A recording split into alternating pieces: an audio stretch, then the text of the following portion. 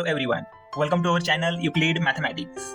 Today I'm gonna explain to you all. We are going to learn one of the important topics from ordinary differential equation, which is a system of partial differential stable equation or unstable. Under that topic, we are going to learn to understand first of all critical point, which also called as equilibrium point, singular point. So these concepts are more important for our further topic. So first of all, I'm going to explain to you all system of differential equation for non-linear system. Okay. This topic is very much important for multiple competitive exams like SET exam, NET exam, GATE exam and other level of exam too. So first of all we are going to learn what is actually mean of critical point, equilibrium point or singular point. Okay?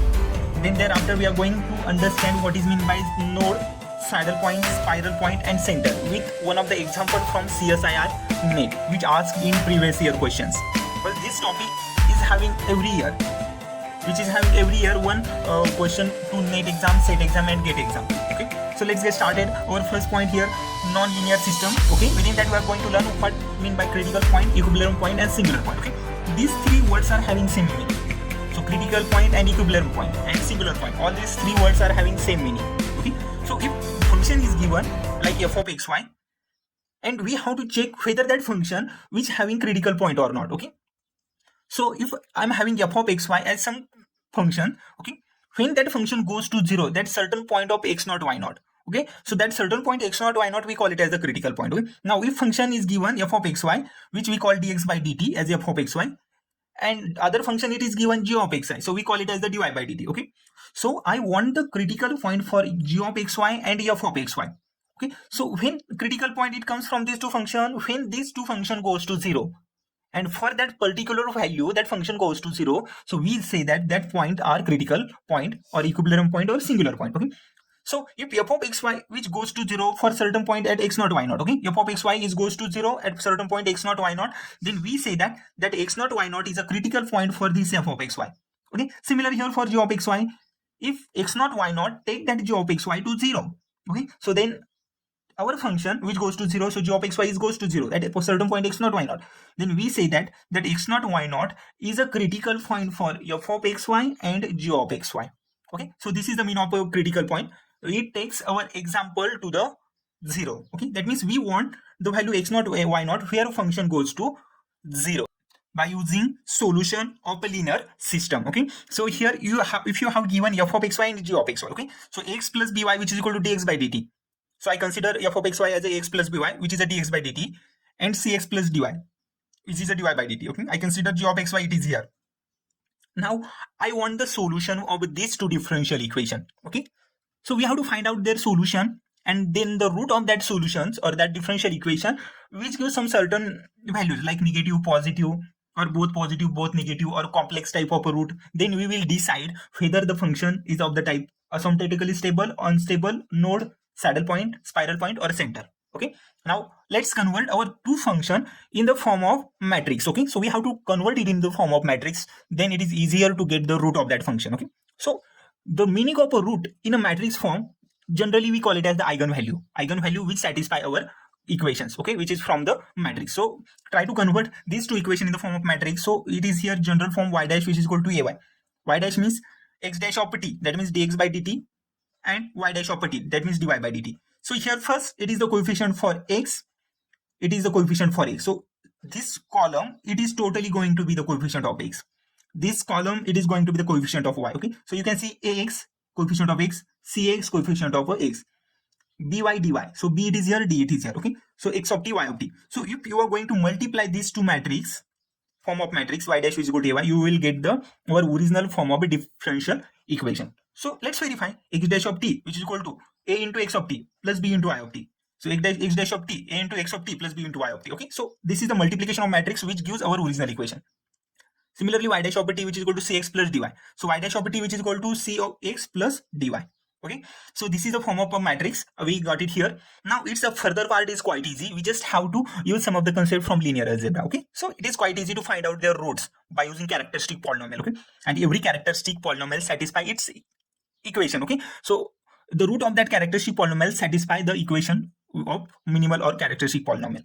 So this is the Hamiltonian theorem that can say that our matrix which gives the characteristic equation by using characteristic equation which gives the eigenvalue. Okay, so characteristic equation generally we found that one by two ways. Okay, so here first lambda square minus a plus d into lambda. So a plus d, this is a trace of matrix. Okay, a plus d, that means lambda square minus trace of matrix a into lambda plus determinant of matrix which is equal to 0. Okay, so lambda square minus a plus d lambda plus ad minus bc which is equal to 0. Okay, so this is the characteristic equation for 2 by 2 matrix. For 3 by 3 matrix, you will get the lambda cube plus a plus d plus third element here into lambda plus minor will added here plus determinant of matrix which is equal to 0. Okay, this is the way to find out the characteristic equation, and by using characteristic equation we get the eigenvalue of given matrix. Okay, so which is second way, lambda I minus a which is equal to 0. So after finding the solution of this matrix which comes in the form of a lambda, okay, which is a lambda 1 lambda 2. Okay, so whether if the roots are having possible chances, all are equal, positive, all are equal but negative, all are distinct, some positive some negative. Okay, this is the way to get their eigenvalues. Now let's check how the solution it look like when the roots lambda 1 and lambda 2 it comes. Okay, so if solution of a homogeneous system, if you want it here, if we got that lambda 1 lambda 2 roots are real and distinct. Okay, real and distinct means the value which is from real number and all are different values. Okay, if roots are real and distinct, then we write its solution as y of x, which is x of t y of t. Okay, y of x is equal to c1 phi1 e to the power lambda 1x plus c2 phi2 e to the power lambda 2x. Okay, in general case of a differential equation, if roots are distinct, then we use y of x is equal to c1 e to the power m1x plus c2 e to the power m2x. But if this case it is coming here for non-linear system. Okay, so then you have to use the solution for our differential equation y of x as a c1 phi1 e to the power lambda 1x plus c2 phi2 e to the power lambda 2x. Now c1 and c2 both are constant. phi1 and phi2 both are eigenvectors. Okay, so these are eigenvector phi1 and phi2. Lambda 1 lambda 2 which is the both distinct eigenvalue which coming from that characteristic equation, and x remain same. Okay, now let's go for the further for finding c1 phi1 c2 phi2. Lambda 1 lambda 2 is already there. Okay, so for finding phi1 we have to consider phi1 as a1 e2 or phi1 1 phi2 1. Okay, so you consider this one and try to find out phi1 by using a minus lambda I into phi1 which is equal to 0 for finding the value for v1. Okay, for finding the value for v1 you can see it here. v1 we use v11 v21. Okay, or a1 e2 you can use it just I consider variable for just finding their values. Okay, eigen vectors. Okay, so a minus lambda I into v1 0. Okay, this is the way to find out. Put the value for a here which is a given matrix. Lambda is the first eigenvalue. With respect to that eigenvalue we are working for solution of our homogeneous system. Okay, so a minus lambda I into v1, lambda is eigenvalue, I is the identity matrix. Okay, and v1 we consider here. By doing that find out this value, so you will get the value for v1. Again similarly for finding the value for v2, consider v1 v2 as a v2 or v1 2 v2 2. Okay, this is just a variable we have to consider for finding their solutions only. So substitute it into the a minus lambda I into v2 0. Okay, a is given matrix, lambda I is a eigenvalue, I identity matrix, and v2 second eigenvector that we have to consider here. Now find out phi1 phi2. Again lambda 1 and lambda 2 is already there. Okay, so find out these value, put phi1 here, phi2 here, lambda 1 here, lambda 2 here, and then find out the value for c1 c2. Okay, so this is the solution of our homogeneous system when roots are real and distinct. Okay, if roots are repeated root. Okay, if our eigenvalue of a matrix lambda 1 and lambda 2 which gives repeated roots. Okay, lambda 1 which is equal to lambda 2, whatever the value are coming for lambda 1 and lambda 2 which is a equal values. Okay, so if we get the value for lambda 1 and lambda 2 equal, okay, then we use its solution as y of x is equal to c1 v1 plus c2 into x v1 plus v2 e to the power lambda x, because both lambda are equal. So v1 and this v1 and v2 both are eigenvector, c1 c2 constant. Okay, x is variable and lambda is the only repeated eigenvalue. Now we have to work for v1 v2. Okay, lambda already there. Okay, a minus lambda into v1 which 0, a minus lambda into v2 is equal to v1. So v1 you have to consider any eigenvector like ab, and v2 you have to consider any eigenvector as a cd. Okay, so here v1, for finding v2 we have to use v1 here. Okay, this is the way when we have repeated root, then we say that y of x, okay, is having solution for repeated root. Okay, e to the power lambda x, and put v1 v2 lambda, it is in our solution. Then you get the value of our given linear differential equation and its solution. Okay, now when you have the eigenvalues, okay, which positive, negative, how we can classify this eigenvalue with their nature, like node, saddle point, spiral point, and center. Okay, let's see this one also. So here you can see in my table, okay, I made here shortcut table to remember these values by using node, saddle, spiral, and center. Okay, so we have to classify our given differential equation all with the node, saddle point, spiral point, and center too. Okay, so it is here. So you can see here, if we have a nature of lambda 1, lambda 2 for characteristic equation, these are the eigenvalue of matrix. Okay, lambda 1, lambda 2. Okay, by using that characteristic equation we can find it. Okay, our nature of critical point is 0, 0 of a linear system. It is, I mentioned here, dx by t is equal to dt, which is equal to x plus by, and dy by dt, which is equal to cx plus di, which is given in example. So we have to find the nature and its critical point.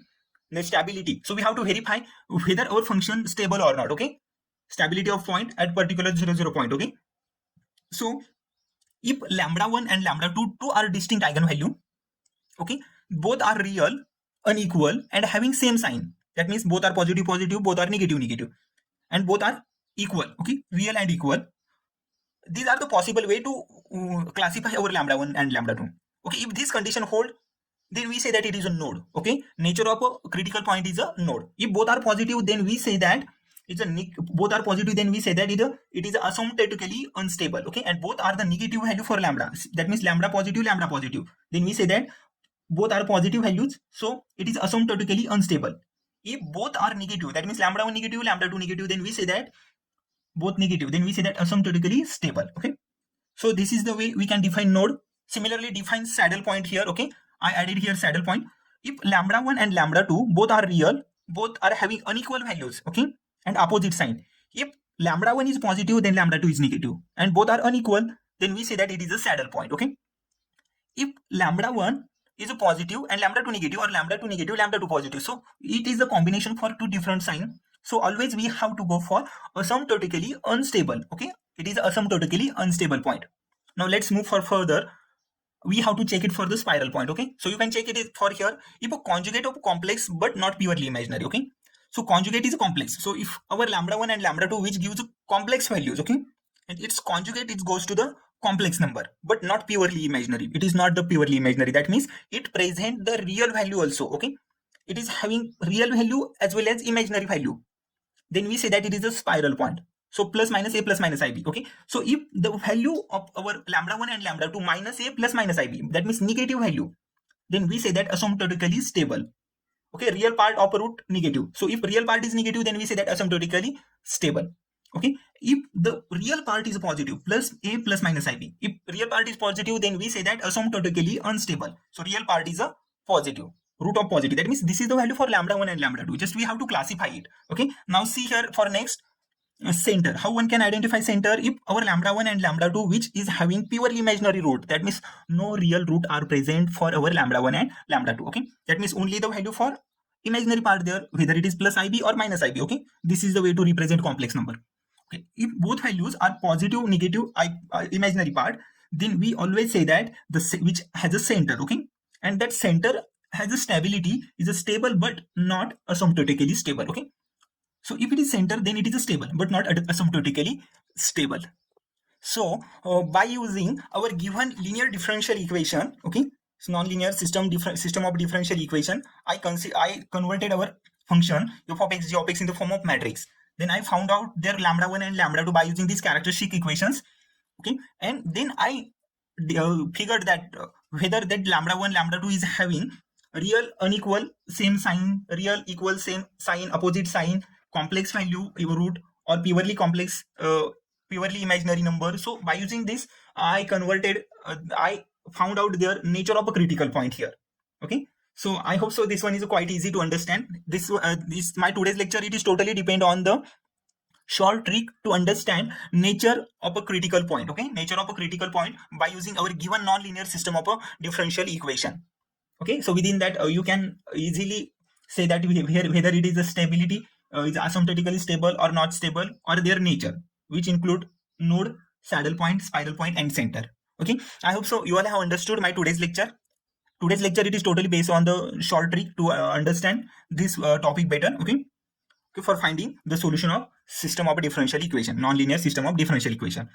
So in my next lecture, I will explain to you all how to find by using some example, okay? How to find their nature by using some examples, which we are going to learn with some CSIRNet exam questions, okay? So thank you everyone. Thank you for my today's lecture.